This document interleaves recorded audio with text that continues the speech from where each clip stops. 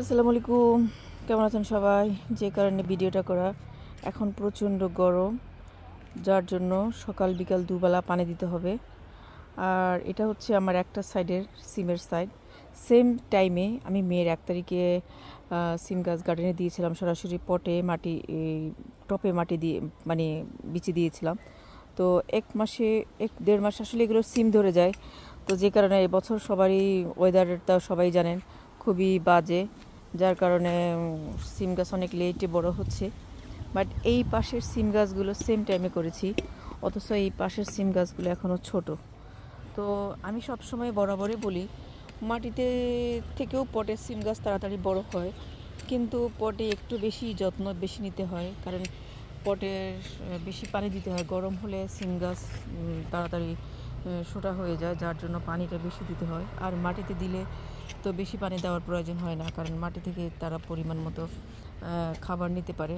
আর আমি আরেকটা কাজ করেছি, এবার পটগুলোকে মাটির অর্ধেক ভেতরে ডাবিয়ে দিয়েছি, যে কারণে আমি একটু নিশ্চিন্ত হলাম যে পানি দিতে হলেও আমার প্রথম বছর যেরকম একটা টেনশন কাজ করছিল যে একদিন সিম গাছে পানি না দিলে এসে দেখতাম যে পাতাগুলো সব ঝুলে গেছে, মনে হচ্ছে যে গাছটা মরেই যাবে। আবার পানি দেওয়ার পরে গাছটা আবার সতেজ হয়ে যায়।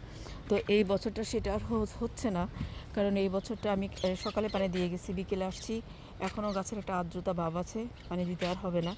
কারণ মাটিটা আমি অনেক নিচে, মানে পটটা মাটির অনেক নিচে দিয়েছি, যে কারণে এগুলো সুন্দরভাবে খাবার নিচ্ছে।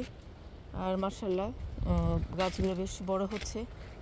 আর এটা হচ্ছে আমার লাল শাক এবং ডাঁটা শাকের সাইড। তো এগুলো আসলে নষ্ট হয়ে গেছে অনেকটা, গরমে তোলা হয় নাই। আর এই হচ্ছে মিস্টার লাউ, কালকে আমি দুটোকে টক্কর মেরে গিয়েছিলাম, এই দুটোর অপেক্ষা ছিলাম। একটা তো ফুটে গেছে, আরেকটা এখনও ফুটে নাই। আর এখানে একটা ফুটেছে, এটাকে টক্কর মেরে গিয়েছিলাম। এটা তো লাউই নেই, আর এটাকে কালকে মেরে গিয়েছিলাম। তো আলহামদুলিল্লাহ সব কিছু মোটামুটি সুন্দরভাবে বড় হচ্ছে, বেড়ে উঠছে।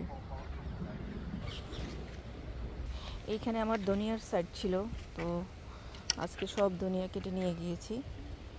আর ধনিয়াটাকে আমি এমনভাবে কেটেছি যে পানি দেওয়ার পরে আবার যখন খাবার দিব, তখন এই পাতাগুলো নতুন করে আবার বেড়ে উঠবে, নতুন করে শাখা প্রশাখা বেড়ে উঠবে।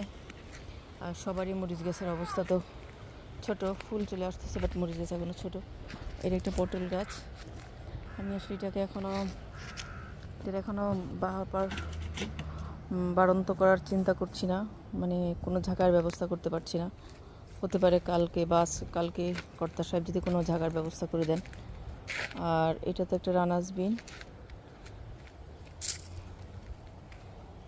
আর এই যে সিমের সাইডটা, তো পুরো গার্ডেনটার ভিউ হচ্ছে এটা। ও পাশে আলু গাছ করেছি, এবার খুব একটা বেশি আলু গাছ করি নাই। আর এই পাশটা হয়তো ভাবছেন অনেকেই খালি, আসলে এই পাশে পাটের শাক ফেলেছি, এখনও এটা উঠে নাই, উঠছে কি উঠে নাই আসলে বোঝা যাচ্ছে না।